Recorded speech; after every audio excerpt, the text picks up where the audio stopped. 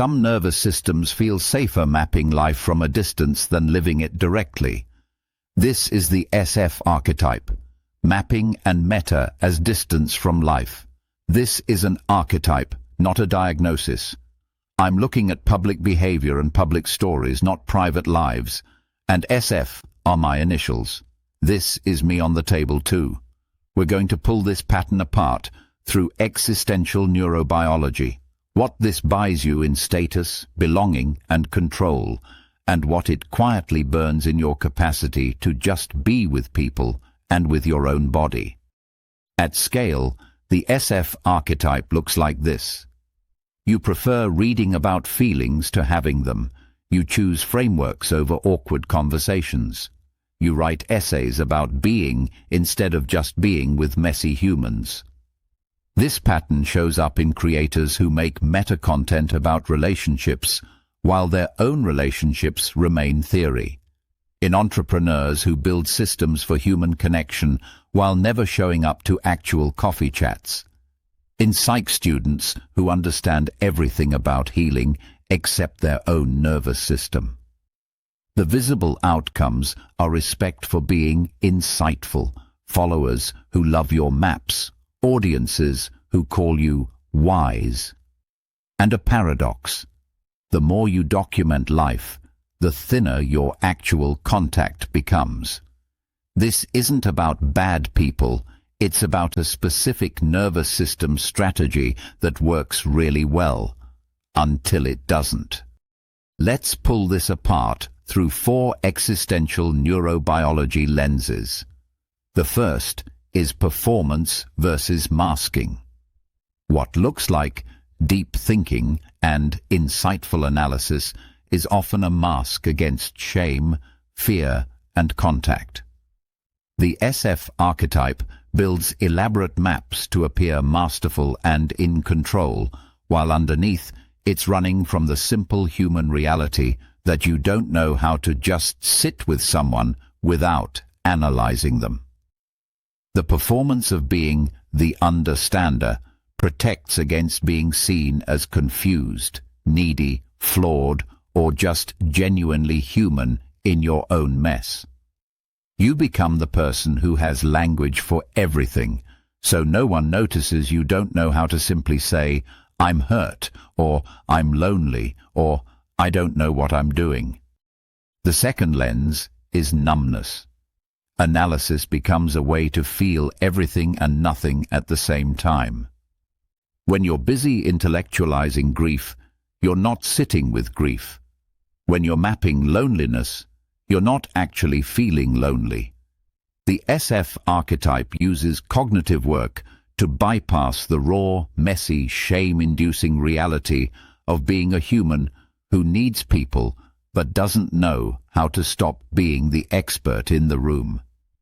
You get to talk about pain from a distance, as content, as concept, as case study, instead of letting it land in your body. You can stay near the fire of your own life without ever letting it actually touch you. The third lens is interoception, your capacity to feel and interpret signals from your body. In the SF archetype, body signals get translated into concepts. Instead of "I feel anxious," it becomes "I notice my interoceptive awareness suggests potential threat patterns."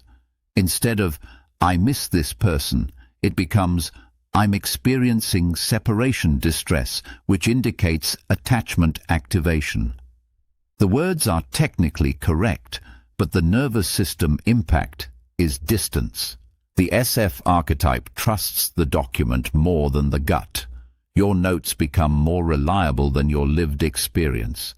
You outsource your body's wisdom to your own Google Docs, and over time your body learns. It doesn't matter what I feel, he'll turn it into a paragraph anyway. Interoception dulls. You can describe states you don't actually feel anymore. The fourth lens is maps versus contact, and this is where it gets sharp. The SF archetype lives in territories of thinking, analyzing, understanding, and categorizing. Life becomes a research project. Real relationships get replaced with case studies. Uncomfortable conversations become content. You have incredible language for intimacy, authenticity, and co-regulation, and very few spaces where you're actually doing those things with another mammal. The map becomes more real than the territory it was meant to represent. You're living in a beautifully organized version of life that never includes the unpredictable, messy, beautiful reality of actual being. From the outside, it looks impressive. Inside, it's often cold, lonely, and exhausting. So what does this pattern buy you? It buys you money, status, and belonging. You become the person others turn to for insight. You get respect for being wise. Your analysis keeps you feeling valuable, needed, in control. You avoid the vulnerability of not knowing. You never have to sit with the raw reality of being seen without your framework. You maintain the narrative that you understand everything, which feels safer than the alternative. I have no idea what I'm doing, and I'm here anyway. It buys you distance from shame, distance from grief, distance from how much you actually want to be held, loved, chosen, without having to explain why. And what does it quietly burn? It burns your capacity for joy without explaining it. It burns your ability to have relationships where you're not the explainer. It burns your body's trust in its own signals. If every feeling gets turned into theory, your nervous system stops expecting to be listened to. It burns your capacity to rest without one more insight, because there's always another angle, another thread, another note, another book. Most quietly, it burns your contact with people who want you to show up messy and real instead of polished and analytical. People who don't need your maps, they just want you. Over time, it burns your authentic wants. They get buried under what looks good on the dashboard of your life. Followers, frameworks, clarity. It burns your capacity to be surprised by beauty, to have an experience that doesn't immediately get tagged, categorized, storied, and filed. It replaces spontaneous, lived moments with material. If you're honest, sometimes you notice you're already half writing the thread about an experience while it's still happening, instead of actually being in it. If you recognize yourself here, try these questions. First, what happens in your body if you imagine not taking notes on your life for a week, just living it? What sensations show up first, relief or panic? Second, where do you choose writing about feelings over having the uncomfortable conversation with an actual person? Name one relationship that's getting your beautifully organized maps instead of your unedited presence. Third, who in your life gets the full complexity of your analysis but never gets your messy, unfiltered humanity?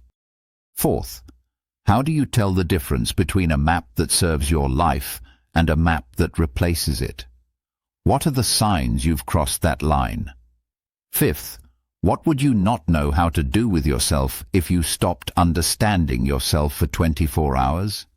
If you couldn't analyze, couldn't journal, couldn't turn it into content, what would you actually be left with?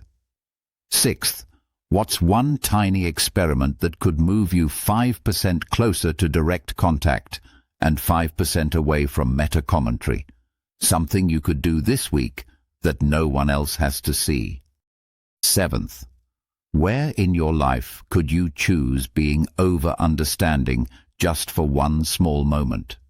That might look like staying in a conversation after you run out of clever things to say, letting someone see you confused without immediately reaching for an explanation, noticing a feeling in your body and not turning it into a paragraph. These are small moves, but for a SF nervous system, they're radical. See for a better way of being in this pattern. One where your maps serve your life instead of becoming the life you avoid living. C for a way of being where your nervous system is safe enough to trust its own signals, where you can rest without always being on, where you can be with people without being the explainer in the room. The way out of the SF archetype isn't more analysis. The way is contact. Just stop here. Dive into existential neurobiology, a map for being real, existential and visceral, that transcends mere psychology, a place to see for better being. Click the link on the screen to dive deeper. See you inside.